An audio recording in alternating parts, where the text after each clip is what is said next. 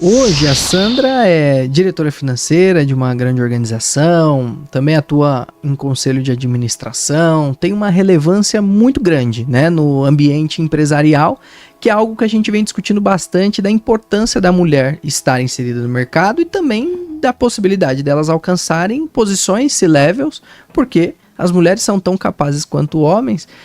Eu costumo dizer que são muito melhores, né? Porque a mulher tem um sexto sentido, né? E eu sei muito bem disso porque eu tenho duas mulheres em casa. Uma pequenininha e uma grandona que é a minha patroa lá, que manda em tudo, né? E eu observo que elas têm realmente um sexto sentido, né? Eu trabalho com muitas mulheres, observo isso. Mas antes da gente falar do glamour, dessas posições de alto destaque, de comando, eu gosto de falar do começo. Porque todo mundo tem um primeiro passo, tem um primeiro degrau. E eu queria ouvir um pouquinho dos seus primeiros passos na carreira, na profissão, naquilo que você foi estudar. Você pode compartilhar um pouquinho disso com a gente? Então, eu comecei a trabalhar muito nova. Eu comecei a trabalhar por dificuldades financeiras com 14 anos de idade.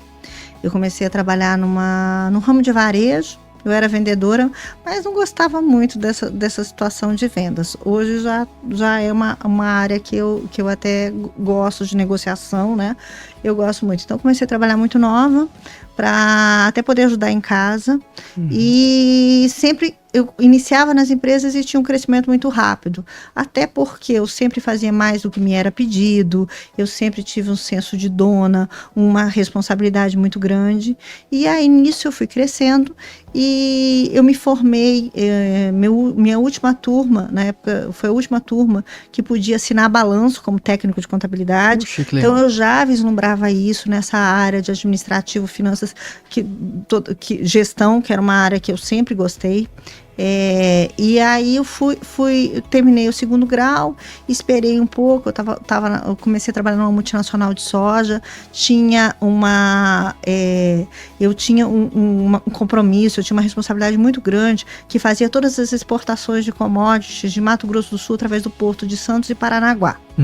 Nessa época eu já comecei a namorar o meu atual marido, meu marido, estamos 31 anos juntos. Legal. E nessa época eu vi muita diferença entre, eu escolhi o ramo de economia e meu marido foi fazer administração. Então eu já fazia todo o desembaraço de exportações de grãos. Então, na faculdade dele, ele aprendia o operacional. Então vai fazer um fitossanitário, vai fazer um desmembramento de romaneio, vai fazer todos os processos operacionais de uma exportação. Eu aprendia por que é que eu precisava do fitossanitário na economia. Entendi. Eu aprendia por que os tratados eram feitos e por que é que um país precisava o documento A, o documento B, por que as barreiras eram impostas, como que as negociações eram, o que era a Bolsa de Chicago, que eu vivia toda hora, e vai para cima e vai para baixo aquela negociação, por que os acordos comerciais. Então, foi uma época, foi uma faculdade que me deu também uma base muito grande para entender o mercado.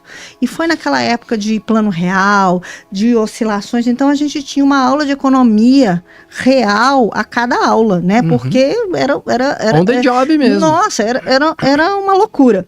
E aquilo sempre me empolgou muito, né? Então, aí eu comecei nisso, fiz a faculdade de Ciências Econômicas. Foi uma faculdade que eu gostei muito, que realmente, mas foi no meu estado ainda. Já saindo dessa faculdade, eu já comecei MBA numa faculdade federal, depois eu fiz outro MBA na FGV, e nisso eu fui galgando em empresas, eu trabalhei em multinacionais, empresas nacionais, e fui fazendo nesse ramo de gestão, nessa área financeira. Legal, isso tudo de sair da graduação, já entrar na pós-graduação, no MBA, teve alguém que te inspirou? Foram os próprios colegas de trabalho que já tinham vivido isso e você pensou, não, eu tenho que seguir esse caminho também? Na faculdade, quando eu terminei as ciências, o técnico de contabilidade, eu até pensei em parar, na época podia, até hoje meu CRC me permite assinar balanço que não é de SE, foi a última turma, tá? Eu sou velhinha. E aí eu até pensei, vou montar um escritório, vou ficar na época na especialização e tudo mais. Meu marido foi muito, na época, namorado, não, porque você vai fazer uma faculdade, você tem que fazer, foi um inspirador. Depois dele, não, aí fui eu. Aí quem queria sempre um MBA a mais, uma especialização a mais, um curso a mais, eu sou muito ligada em inovações tecnológicas, eu sou muito ligada em fazer diferente. Legal. Então isso foi uma inspiração. Aí eu fiz dois MBAs, pós-graduações, e agora eu estou muito mais em cursos. Bom, eu estou em várias... Cada empresa que eu fui ingressando, foram de segmentos diferentes. Então, eu comecei em multinacional de soja, né, aprendendo todo esse ramo de exportação de soja. Legal. Aí eu fui para o ramo de previdência privada. Depois eu fui para o ramo de telecomunicações. Depois eu fui para o ramo de educações, de serviços, que eu vi que foi também uma mudança muito grande, porque era telecom, e na época eu tinha que... foi um desafio de uma empresa local do meu estado, porque eu sou de Mato Grosso do Sul. Eu acabei não saindo do estado de Mato Grosso do Sul. Então eu tive que dentro do estado não tem tantos cases de empresas que são sedes para outros estados. Então, eu sempre trabalhei para empresas que eram filiais. E eu era responsável pela filial de Mato Grosso do Sul, que não era um estado tão desenvolvido, então era uma filial pequena. Eu tinha que aprender a fazer todas as questões das filiais. Então, eu era financeiro, eu era comercial, eu era RH. Então, essa multidisciplinaridade me fez crescer um pouco mais, mas eu nunca tinha participado de uma expansão grande. Então, você pega uma empresa que ela tem um faturamento de 100 milhões ano para 2 bi. E você faz todo esse crescimento em uma empresa e você faz toda uma alavancagem dessa empresa. Então, essa foi uma fase da minha carreira que eu aprendi muito. E lá, o que eu vejo? Eu tive que aprender na prática. Então, eu tive que aprender alavancagem, eu tive que aprender a participar de comitê de banco, eu tive que aprender análise de balanço, eu tive que aprender sobre esse crescimento grande de uma forma na prática. E eu acabei me forçando a aprender muito dos negócios das empresas. Então, hoje, se eu olhar para trás, o seu conhecimento acadêmico, eu acho que ele poderia ser maior, claro, mas a prática, a execução, é uma coisa que eu acho que é uma grande bagagem que eu tive na minha carreira. Poxa, que saber legal fazer isso. Saber sair de uma empresa que tinha uma unidade para 30 filiais, fazer essa expansão, fazer esse RH. Então, foi olhando hoje e mudando esse segmento. Agora eu estou na área de saúde. Então, eu fiz todas essas migrações e tive que, em cada desafio, aprender sobre isso. Teve uma coisa bem interessante nesses últimos anos, quando eu entrei na área de saúde. Eu fui ser diretora financeira de uma grande instituição de saúde. 600 leitos, uma das maiores, a maior da região centro-oeste. E eu não entendia sobre custos hospitalares de forma muito avançada. Eu tinha tido 2 anos de experiência num segmento, numa empresa menor. E eu fui gerenciar uma equipe sênior de custos hospitalares, até de uma referência hoje na região. E teve um colaborador que olhou para mim e falou assim: mas quem você pensa que para comandar a área de custos? Você não tem um conhecimento igual ao meu. Uau! Mas hoje nós somos grandes amigos.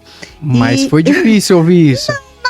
Não foi tanto, eu tinha acabado de sair de outros desafios, eu já estava mais calejada, mas que eu acho que é isso, o quanto você tem uma inteligência emocional para lidar com as emoções. Eu olhei para ele e eu acho que foi a grande situação que mulher tem mais que isso que homem.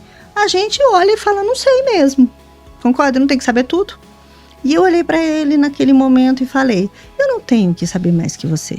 Eu tenho que, como diretora, lidar recursos, organizar os projetos, comandar os projetos, comandar as reuniões, fazer o seu trabalho chegar ao presidente, ao conselho de administração, mas eu não preciso entender tudo. Mas eu preciso confiar em você que numa reunião eu vou olhar do lado e saber que o número está certo. Então, se você quiser o meu apoio, e se você quiser fazer parte do meu time, eu estou aberta. Agora, se você também não quiser, eu tenho outros projetos, porque tenho desafios imensos na organização para tocar, e o seu realmente vai ficar em um segundo plano, e você vai continuar fazendo o que você está fazendo da forma que você está.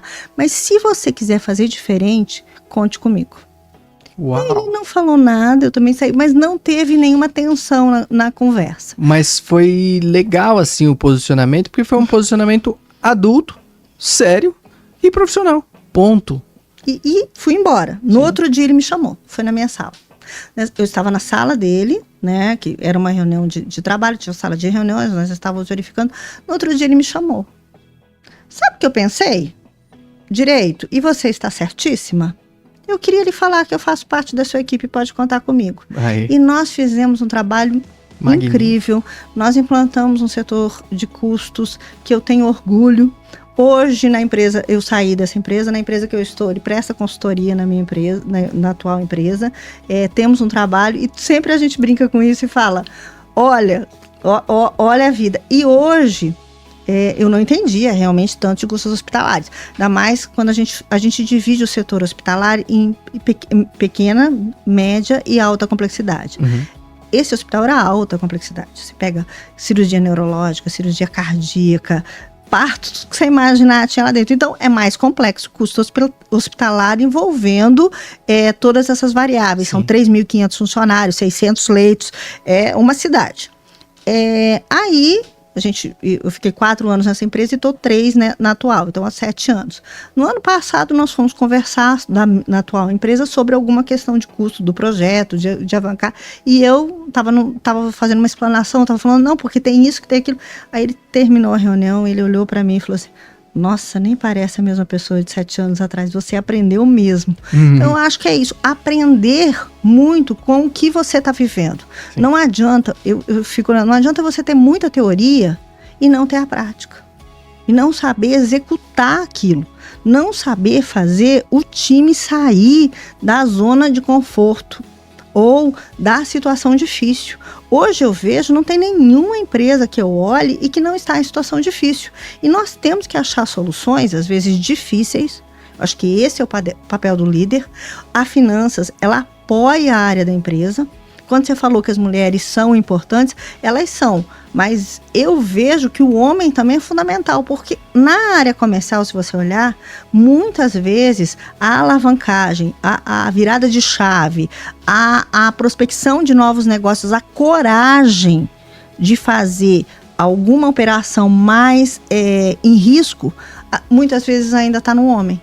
As mulheres, eu vejo que a gente calcula mais, a gente planeja mais, a gente dá mais subsídios, às vezes mais ainda nessa. Por isso que eu acho que é tão complementar uma equipe, por isso que é tão importante ter o arrojo e o segurar essa complementação de funções. Então, eu vejo que isso foi uma das grandes, hoje olhando na carreira, foi o que eu mais levo como aprendizado ou legado. Legal, puxa, é incrível ouvir isso. Alguns pontos que ficam muito de destaque. O primeiro, o fato de você ter se tornado uma executiva bem-sucedida, passando por diversos setores diferentes.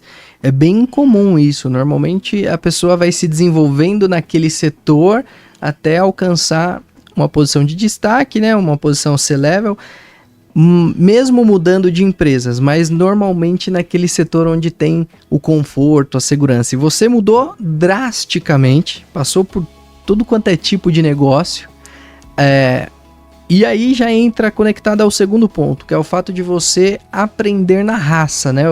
Veio muito na minha cabeça aqui o termo raça. Você de fato mergulhou naquilo que estava sendo vivido naquele momento, aprendeu e colocou em prática. Isso que é importante. Eu acho que para as pessoas que nos assistem tem que ficar essa lição.